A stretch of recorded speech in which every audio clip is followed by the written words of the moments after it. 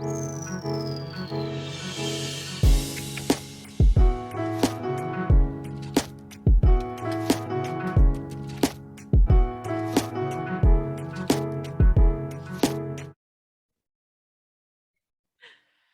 good afternoon and happy Monday. Welcome to Coffee Talk Live. This is the show where my guests and I explore what it means to live a sustainable, healthy lifestyle as mothers, as women, as parents, in the home, in the community, and for ourselves.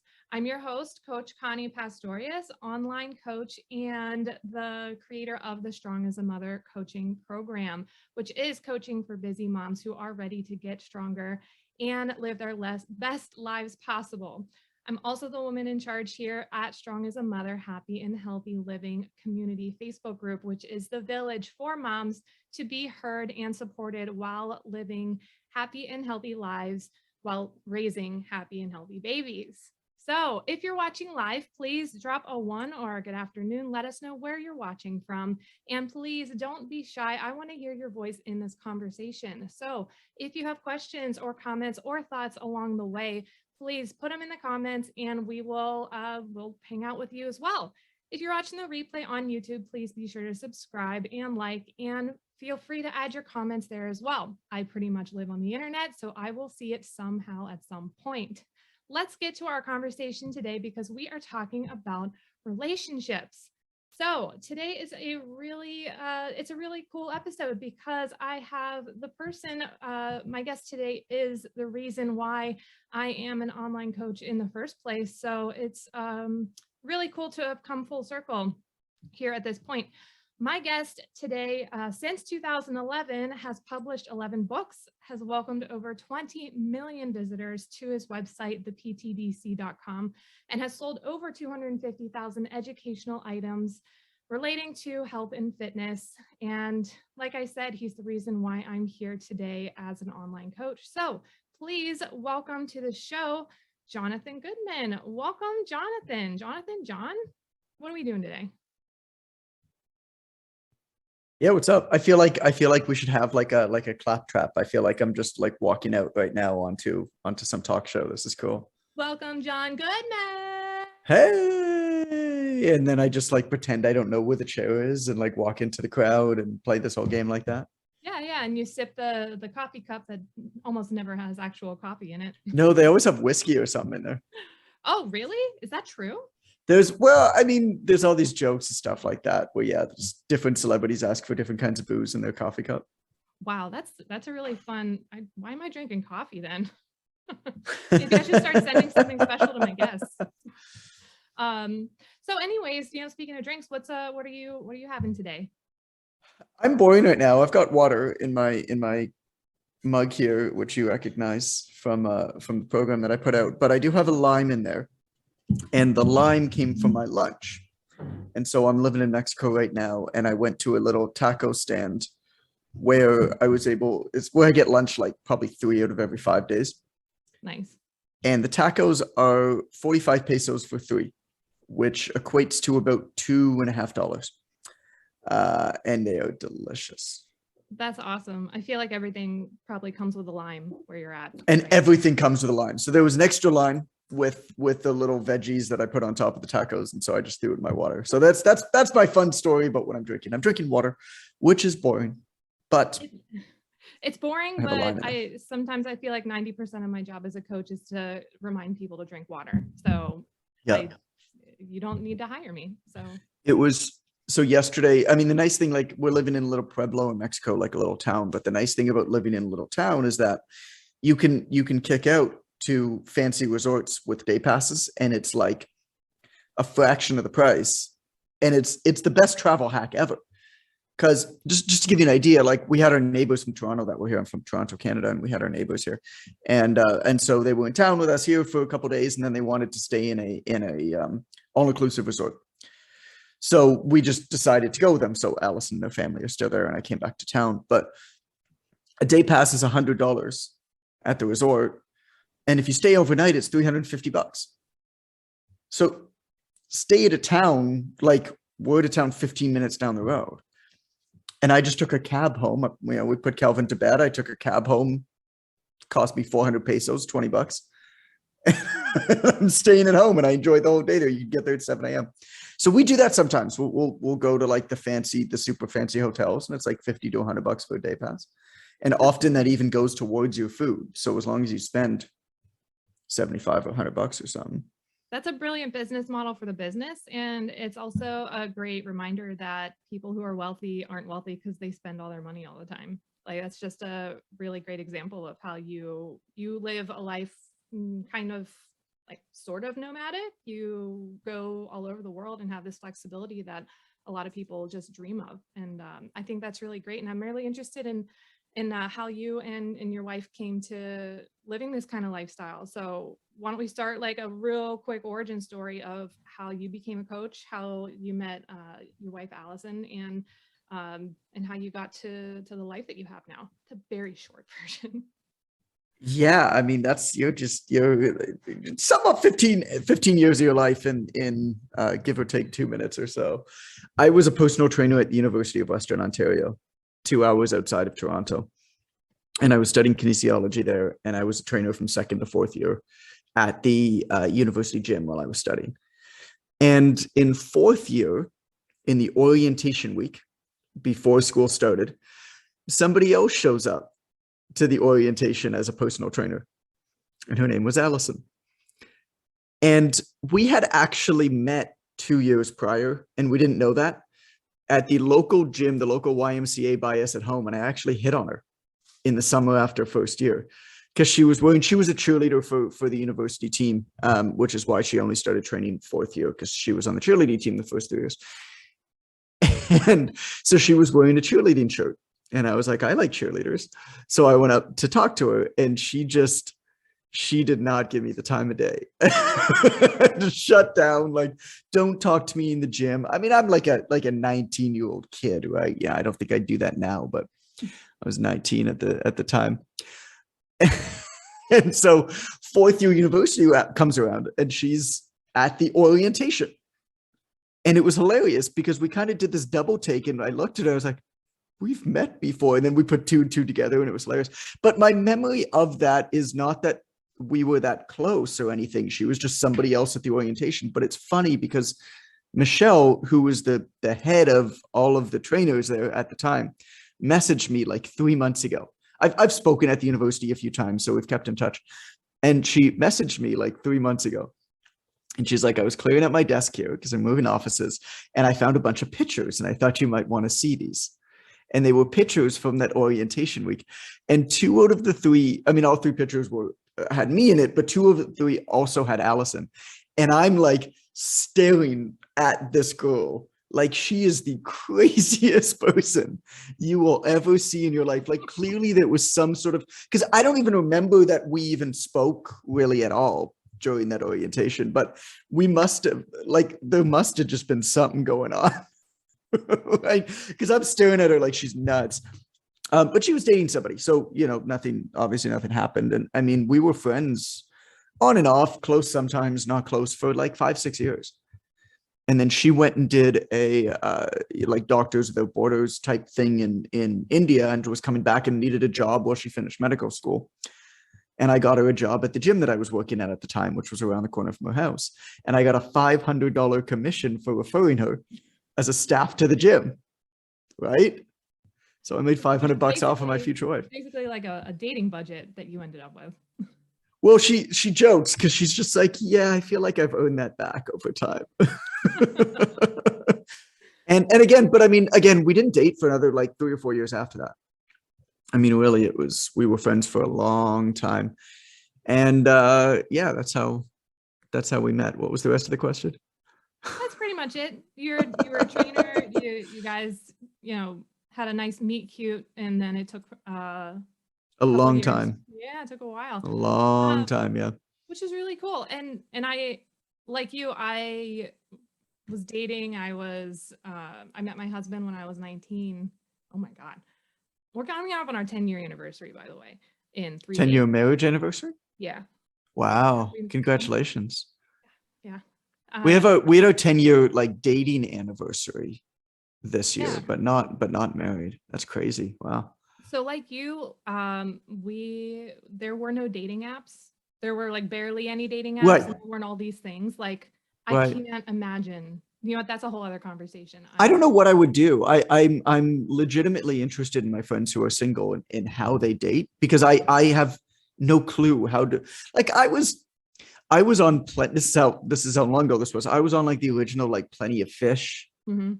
I was on J8, like the Jewish one, for a little bit. God, that thing was awful. But I mean, it was just, I was on those, but it was not, it was still weird to tell you, like, people still felt like they needed to make up where they met. If they actually met online, people still felt like they needed to make up that they met somewhere else. Well, so okay, so this will be the last part of this conversation because that's so funny. Because I start when people ask me how me and my husband met, I say like we met on Facebook, but listen, like but I can explain. Right. You feel like you need to justify it. Whereas now it's like every wedding I've been at in the last 5 years, they met online. Every single one. You know, they matched on whatever, however any of that works. I don't know. One of my friends is just like this maniacal genius and just has like, he's brilliant. He's like, you know, 31, 32 years old and retired, like sold his business. Like he's one of these guys, right? And so he's just a strategist through and through. The game this guy runs on those dating apps, and that it's wild, like to the point where he actually had Allison, this is years back, but he had Allison Photoshop, because he didn't know how to use Photoshop. He had Allison Photoshop a picture of him that said Tinder pick of the week with a little flame emoji on the top of the on the top of his photo. That's Right? brilliant. Like, how good of an idea is that? Oh man, I'm gonna be a Instagram profile of the week. I'm stealing that. So It's legitimately not a bad idea. Like, it's like everybody like fake, you know, putting the blue check mark in their pictures now. It's like they don't have a blue check mark, but they put it in. Like, what do you really, like, this is what you're doing with your time? Like, well, I'm gonna edit that part out of the recording so nobody else does it, and then I'm gonna be the Instagrammer do of it. the year. So Do we're it. talking about relationships, and I wanted to bring this up with you because you're a coach. I'm sure you've heard these conversations before, and you also have gone through the whole span of relationship from not dating to married to having kids. Yep. The relationship dynamic Okay. and how it changes whenever one person is on a health and fitness journey. Right. As trainers, often we hear like, "Oh, yeah, I'm at the gym, but my husband's at home eating, pizza or whatever," or like, Right. "I do all the cooking, or I'm cooking 2 different meals," or he's so unsupportive. And I think this is an important conversation to have, even though we're not relationship experts. I'm not a therapist, but we know a lot about commitment and Mhm. just the way that the conversation goes in a healthy way and an unhealthy way, and um, how important it is to have a team member in your Yeah. home when you're with somebody. So the story I always use is the conversation whenever I made this promotion, because it's literally happened for this conversation that I start on a Monday, and I was probably already a fitness coach at this point, but on a Monday I was like, all right, we're going to be healthy this week. Let's not order in. Let's not order pizza. Whatever you do, don't let me order pizza. And he's like, okay, cool. So then Friday rolls around and we're both tired and exhausted, and we're like, oh, screw it. Let's just order pizza. And Yeah. it goes one of two ways, right? He either says like, well, you wanted to be healthy, and then I go and bite his head off. Like, no, screw you. We're ordering pizza. This is you and your Or husband? yeah. And you guys made 10 years, eh? Yeah. Oh man. It's awesome. I've paid into therapy. plenty of my plenty of my income, but every penny well spent. Let's leave it at that. But But right, I mean, these are mistakes, and these are things that yep. everybody goes through, and it's either a pivoting turning point in the relationship in a good way, or it goes downhill very fast. But tell me, have you had these conversations before with clients, or have you had these moments with Allison at all? With clients, I can't really speak to because it was so long ago. I mean, I haven't worked with a client myself for 9 years. So it's so long ago that I don't even know. And when last time I worked with a client, I was like 25-year-old kid. What did I know about being an adult? It's like every 23, 24-year-old like is giving time management tips to their 30, 40 some year old, parent with a real job. It's like, you don't know shit. Like, I just laugh at the advice, and like, I'd hold my clients in contempt because they show up at 4:37 p.m. for a 4:30 session. And meanwhile, this is like the chief of psychiatry at one of the biggest hospitals in Toronto with 3 kids. It's like, yo, this guy was showing up at 4:37 on Tuesdays and Thursdays for his workout. I had something to learn from him. Yeah. Like, that is amazing. Across city. Mm-hmm. And yet I'm like, oh, can't even show up on time, Tom. Like, what did I know?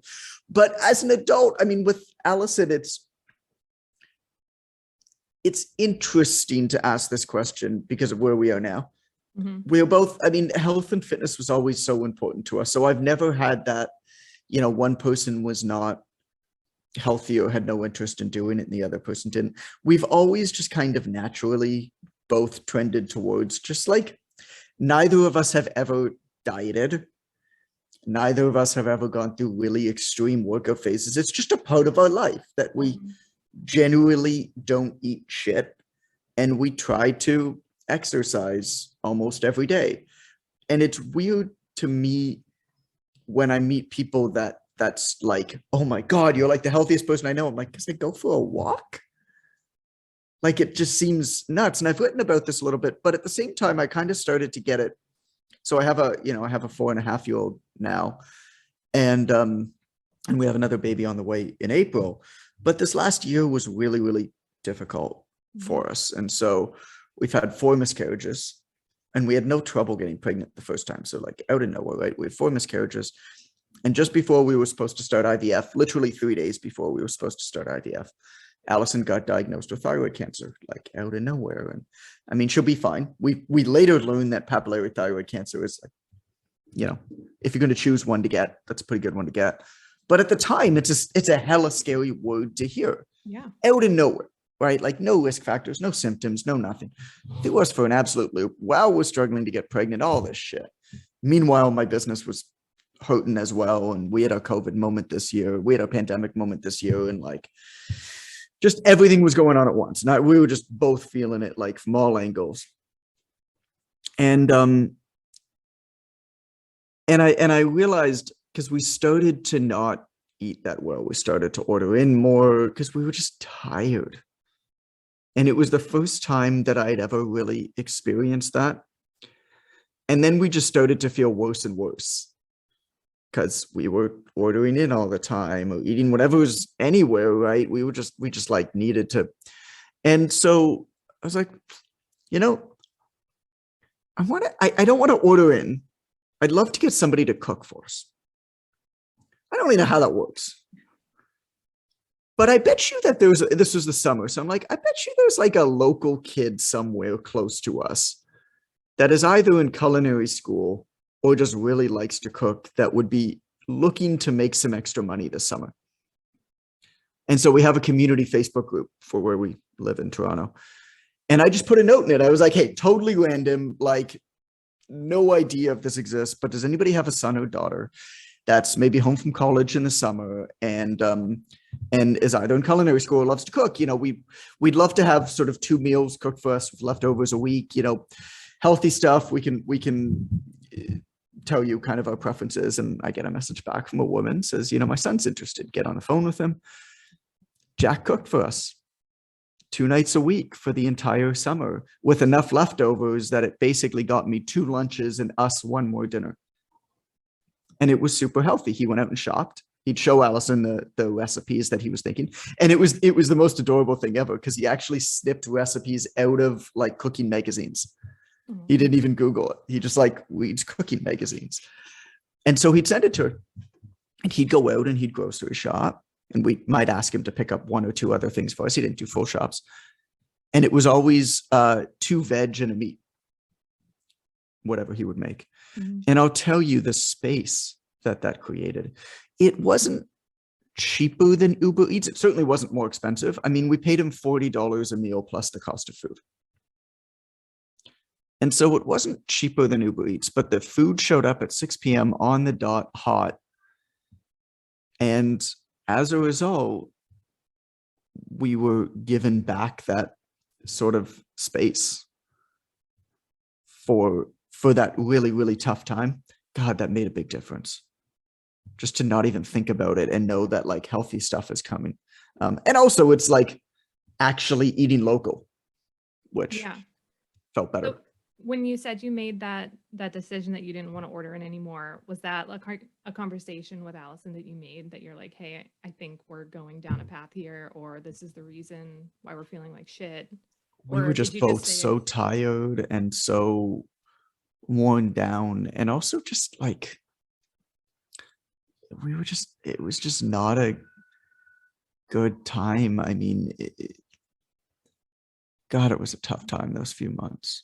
Yeah. And nobody knew, right? We're not like, I'm not going to like share this online and whatever. Like I ended up sharing a bit of the story months afterwards.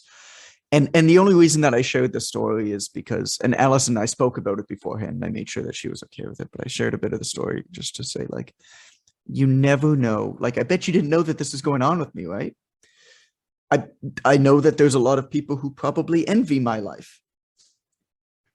And you just never know what's going on behind the scenes. And there's just no excuse to not be kind. Yeah. Because everybody's dealing with stuff. And so I shared the story, you know, just very, very short because of that.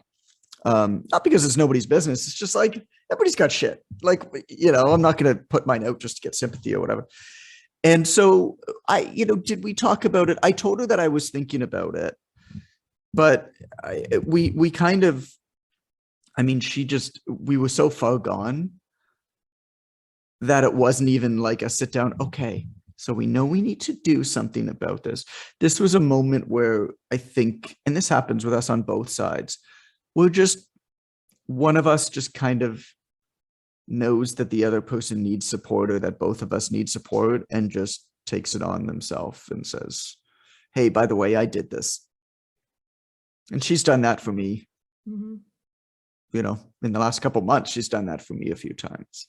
She's like, by the way, I booked a babysitter, and you know, we're gonna go away for a day, and you're not bringing your computer or phone, and you need that. I think that's I think for anyone listening, that's something that they really wish their partner would do. And that's why I think I wanted to have this conversation, because when somebody asks for support, and this happens to me with my clients, a lot of, I mean, they're all moms, and we all have been dealt a really shitty hand in the last couple of years. So we're all very tired. We're all very exhausted and looking for a solution and looking for support. So whenever they ask their partner, and this is anecdotal from so many of my clients, they ask their partner like, okay, I'm going to start eating healthy. I'm going to start exercising. I would like you to, support me with this. They say, yeah, sure. Okay. But they don't necessarily understand what that means, because they haven't known what it looks like. But for you, you just want somebody else to take some of this, some of the work and some of the responsibility, because optimally in a relationship, you work as, a partnership, or, that little bit of give and take, like you said, you have with Allison. And with a lot of people, a lot of moms, they take on all the work themselves. They'd rather just do it themselves instead of delegate or allocate, or say, hey, here's the recipe. Can you make dinner? So I think one of the first things that I wanted to bring up was how it's important whenever when you are in a committed fitness journey or weight loss journey, or something that you're really trying to achieve, that you can elicit help from wherever it is, but make sure that they understand their role, and that you aren't leaning on them so much for their support and for their accountability, that the second that they don't support you or they cave in, then you crumble and feel like a failure, or you feel like the relationship's a failure. Why aren't you supporting me? I asked you to do this. Why do you keep bringing me cookies when I told you I'm trying to not be healthy? Right. And what you shared and what you were explaining about how sometimes like you and Allison are at the point where like you know that you need to step up and just make a decision, Mm-hmm. and that she does that too. So does that make sense? Does that sound kind of like what you were talking about? Yeah, I mean, it goes both ways. And so for us, and then I mean, it kind of, and then there's times where you don't, where the husband can't, step in. I feel like when she got pregnant, she had a really, really, really rough first trimester in this current pregnancy, and she's feeling better now. She's deep into her second trimester, but really rough first trimester, which was jarring because with Calvin, with our firstborn, it wasn't as bad. I mean, it was, there were some nights where she was a little bit sick, but for the most part, wasn't that bad. And this time, I mean, I wouldn't say that she was bedridden, but like kind of for a lot of it. I mean, she had weeks on end where if she'd be upright for more than 10 minutes, she'd need to lie down. And she just always needed to be eating. And it was just, I mean, it was snacks. It was like we never really have junk in the house, that type of thing. God, the amount of goldfish and those types of things that we had in the house. And so that was the opposite. If I was like, honey, you should eat more vegetables, like that's just not going to happen. And so for that time, but that time, I mean, to your point, like that time was harder for me, which I mean, I'm so secondary in that equation, it's laughable, but that time was harder for me because I have poor impulse control. And that's large. I mean, everybody does. This is what folks don't understand. It's like even bodybuilders can't keep junk food in the house. Like the fittest people in the world, they don't keep anything in the house because they can't control themselves. And so Allison and I generally have a rule where we don't keep any junk food in the house. Both of us are more than allowed to get it and have it. Mm-hmm. If we want it, then we just go out and get it. And the other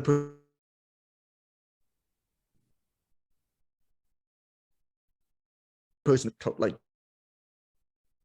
never keep it in the house. And if either one of us just to the gas station and buys a chocolate bar or something, just so much of that stuff in the house I wasn't feeling so hot either. So I get I totally get it. And I mean, she's around it other than periods of time. I don't think it's the that needs to. Yeah. So to be clear, my internet connection is unstable. So if I lose you or if I'm not talking for a minute, that's why. But to your point for being secondary in the equation, it's a silly thing for me not to mention that this is the importance of hiring out somebody who isn't so close to you all the time, not for that pregnancy situation, but whenever we are talking about accountability and somebody who can support you, it's so very important to have people who are helping you and want you to win, want you to succeed, and are completely like emotionally disconnected from the outcome.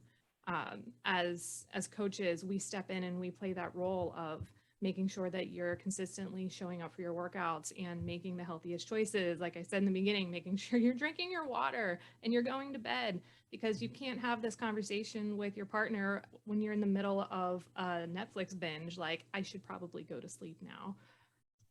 Next episode. But having that other third party outside of your friends, outside of your relationship, your personal relationships, that the outcome isn't going to negatively affect that relationship, regardless of what it is. Because for a lot of people, for so many people, it's hard to have conversations about diet and weight loss with their family members. Or whenever they're saying like, hey, I want to be healthy to their husband or their wife, their partner, they might not be in the same mental space as you. They might not be ready to make that change. Any fitness professional, worth their salt knows that the behavior change spectrum, it fluctuates, and there's very different phases for people. So you might be ready to take that step to hire a trainer or to commit to a healthy eating program.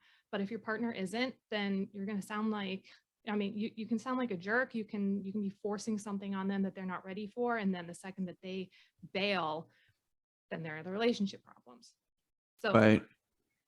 that's where we step in. And for you two, it's really cool to hear. I mean, you're both coaches, and you both kind of started with this natural affinity for a healthy lifestyle. And then later it hit you and you realize like, oh, this is what this feels like. And I think I think every trainer who's lasted longer than 5 years has that. Hopefully the good trainer has that realization that like, oh my God, I was such an asshole. Yeah. It I don't think I was an asshole. I mean, I think I just didn't. I mean, it's kind of a joke to me how little people understand about what having a kid is like before they have a kid.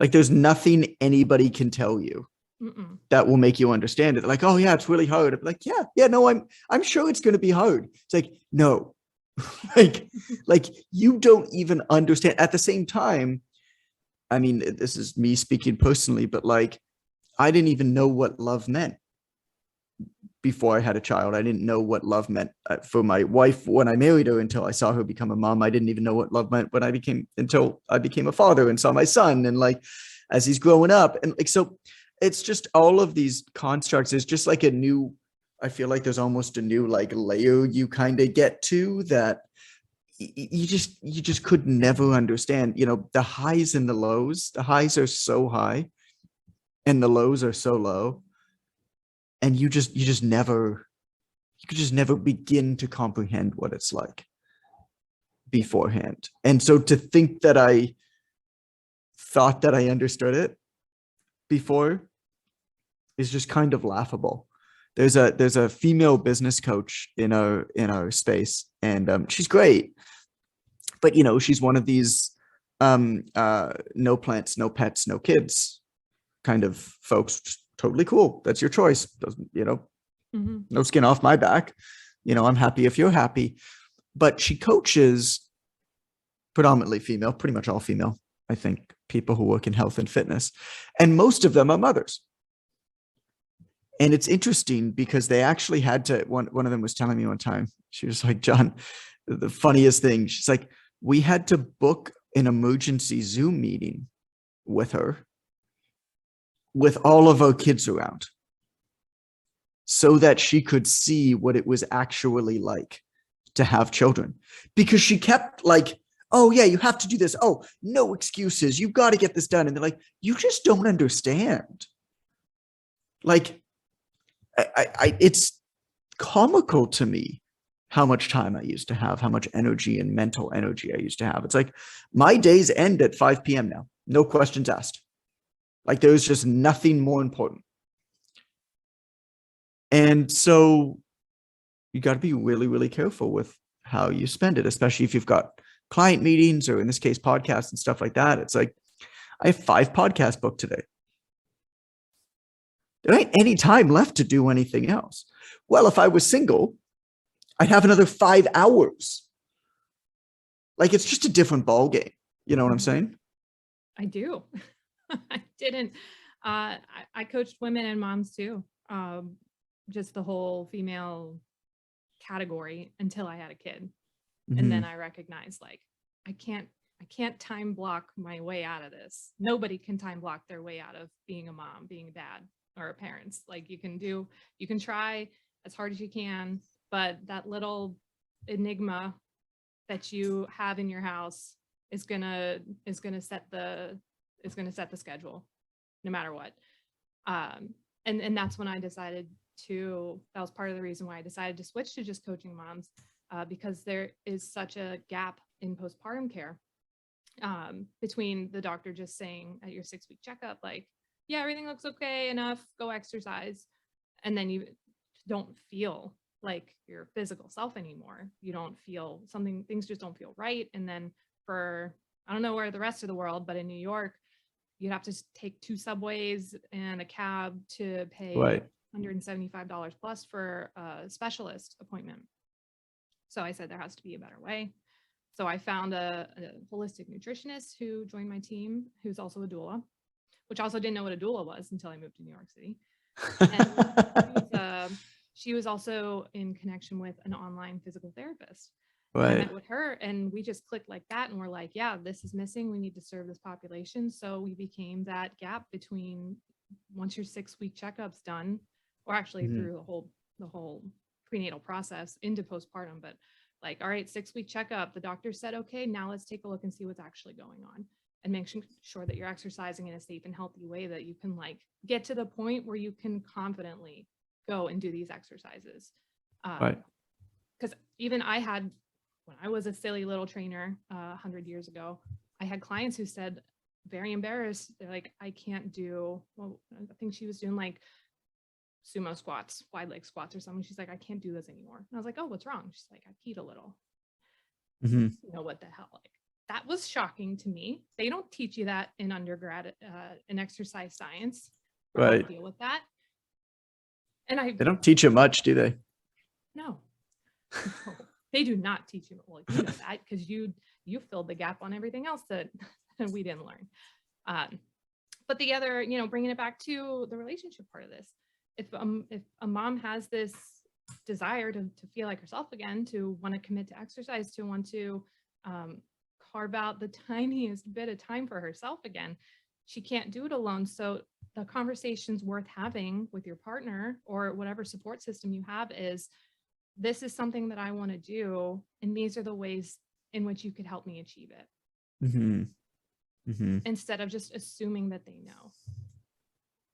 Because for some people, it might just be like, can you take the kid for half an hour? Can you watch them for 20 minutes? Or can you know, whatever it is. But you don't necessarily have to have the solution or tell them exactly what it is they need. But if you can't do it yourself, and if your coach that you hire, hopefully, can't provide it, you have to fill in the gaps. And with that comes honest and over communication with the people around you that are going to help you on your own end. Yeah, for sure. I mean, I believe very strongly in just putting a lot of structure and rules into my life. And a lot of that has to do with stuff like what I said. I don't keep junk food in the house. That's a rule. Now, there's a big difference between I don't and I can't. I can't keep junk food in the house connotes that somebody else is putting pressure on you to do it. I don't reserves ownership over that thing. So I have decided that I don't keep junk food in the house. That makes a massive difference right there. If I want it, I can go out and get it. You know, these are our rules. I'm not saying these should be your rules, but just having those, I mean, think of how many problems that avoids if you don't have it in the house. Even now that we have a kid, I mean, we have a lot more snacky type foods than we have ever had, Allison and I, before. I had a lot of crackers and dried mangoes and stuff like that. Well, I don't eat food from this cupboard. It's just black and white. And if I want something, I don't touch that cupboard. I still go out and get it. Even if there's Oreo cookies or something in that cupboard and I really want an Oreo, I'll go out and get the Oreo. You know, I'll walk out to the gas station or something and I'll go and get it because I don't eat it from that. So I just think, and I mean, this isn't just, you know, for me, yes, I do have poor impulse control, stuff's around, but it's not really that much of an issue for me. I've always been a smaller guy. Putting on weight has always been my issue. And to be honest, I just love working out so much that basically I could just eat anything in sight because I'm a small guy who loves to work out. I basically start all my day with it, you know, before my family wakes up. And I never eat enough because I'm genuinely look at food as a nuisance. And I get, frustrated by having to eat so much of it. And so I just don't eat enough most of the time. Like even before we came to record this, like I had to run out to get those tacos. It's like, that was a pain in the ass. I would have really rather not do that. I was into the work that I was doing, but I know that I've got 3 hours of 2 podcasts and then a presentation, back to back to back. I was like, well, I got to eat something or else I'm going to be headachy and lightheaded and stuff like that. But it's a nuisance. It's not like I look forward to. So for me, these rules and these structures are more around other stuff that allows me to show up with my family better, like even down to working out in the morning. I wake up before anybody else every morning and go work out. Well, think of all of what needs to happen in order for that to take place. Because I love waking up early. The problem is if I'm up late one night, I'm screwed for like a week. So I don't accept invitations to be social that will go after 10 o'clock at night. I just don't. It's just, I've just decided that just my life is better and I'm okay with missing out on social stuff at 10 o'clock at night. I'm sure that I miss out on stuff, but the reality of it is I've decided that my life is better this way. I'll clean up, and get everything prepared at night, and set my coffee to go for first thing in the morning and set the timer for it. And I lay out my water bottle filled with water, my headphones, my keys. I'll put out all of my clothes in the main room ready to go to work out in the morning. So I don't wake up my family because my wife and son are both going to be sleeping, obviously, in their rooms. Oh, my wife in our room. And even down to I unlace my shoes and leave them undone by the front door facing the door in order to put them on first thing in the morning. All of this is habit stacking. Yeah. All of this is just putting that structure into your place, because when you decide, and this is, I'm so passionate about the idea that fitness has got to come first. And it's not that it's the number one priority, but I believe that fitness, I won't ever speak for anybody else. For me, a pattern that I've recognized is that when I schedule my fitness in first, my entire rest of my life falls into place really nicely around it. It's not saying that it is the number one most important thing, but all of the things that are more important fit in really nicely around my fitness when my fitness comes first. Because anytime that you agree to do anything or that you book anything, you're not just agreeing to that, you're agreeing to a whole bunch of actions. So like me agreeing to work out at 7 a.m. every morning is me agreeing to wake up at 6:15, is me agreeing to not go out at night. Mm-hmm. And all these things are interrelated. It's just a matter of putting into priority and scheduling. And as long as I schedule my fitness in, I seem to have a lot more time with my family. I seem to have a lot more energy for my business. And I also avoid a lot of the dumb shit that happens after 10 o'clock at night in Mexico. Dumb shit happens in New York too after 10 at night. And I'm sure it does. I get that. You said a lot of really cool things that are kind of like tying everything together for me for the message I wanted to share today. You brought up the don't versus can't, and I absolutely love that because it requires you to take ownership. The other thing that I really like adding on to that is turning a problem into going from a problem into being a problem solving situation. I have a long commute to work. I can't, for example, is like, I don't have time to work out in the morning because I have a long commute to work. So if that's the excuse, making it an opportunity is saying something more like, I can't work out in the morning, comma, I have a long commute to work, comma, or therefore. So they become kind of like factors in an equation, saying, okay, this doesn't work, cross it off, this doesn't work, cross it off, then what's the solution? So becoming more solution oriented. And all of these things help you create this proactive approach to your health. You're talking about how committing to one thing means you have to do a series of things before leading up to that. And I think that's one thing that my clients, that moms find themselves in a very reactive state, because they get to a point where they're at like the end of the night and they're like, oh shit, I should have exercised. Well, nothing happened throughout the day that they set up to say like, okay, I'm going to do this. Therefore, A, B, and C has to happen. And that's really, one thing that we work on, because it's not a skill that is inherent for a lot of people, is to say like, okay, if you want to eat healthy, then we have to create a plan. We have to understand the foods our families eat. What role does our partner play? What kind of foods do our kids need to eat? So many things need to happen in order, but there's a very nice systematic way to approach it, habit stacking. So start with something that you already do and add something that you want to do to it. And this all includes having this clear and open communication with the roles that people play in creating these habits and creating the routines. So I think that was the primary message that I wanted to share today with relationships, because it's not impossible to live a healthier life as a mom.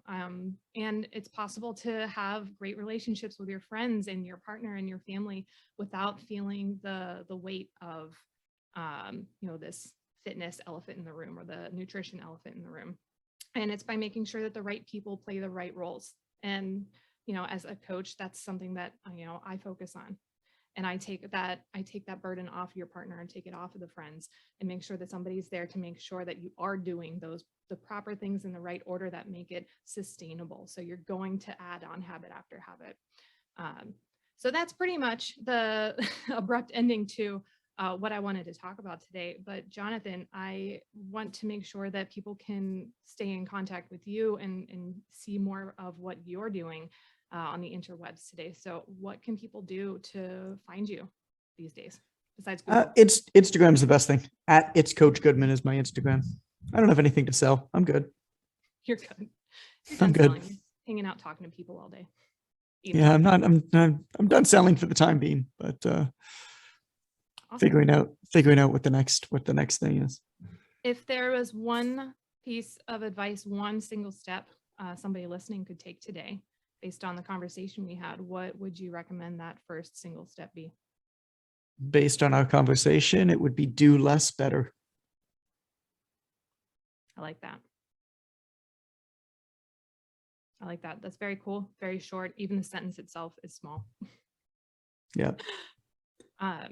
Well, that very simple but very important statement is the wrap up of our show today. So again, thank you, John, for sharing your time with me, your most valuable thing. Cheers to a lovely conversation. Where's your cup? Cheers. I almost screwed that one up. I need to screenshot this for my follow-up post.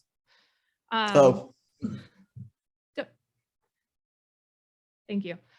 We have to hold it. It's going to be a fuzzy follow-up post. Thank you so much for hanging out with me today. I look forward to continuing my online fitness journey, which was courtesy of the work that you did so many years ago. And for anyone watching, I want to hear your thoughts, your experiences. Please feel free to reach out. I'm Connie.Pastorius, or just Connie Pastorius on Instagram. You know that every mom is welcome in the Strong as a Mother, Happy and Healthy Living group. And in the meantime, until next time, stay strong, stay caffeinated, and I will see you on the internet. Take care, everyone.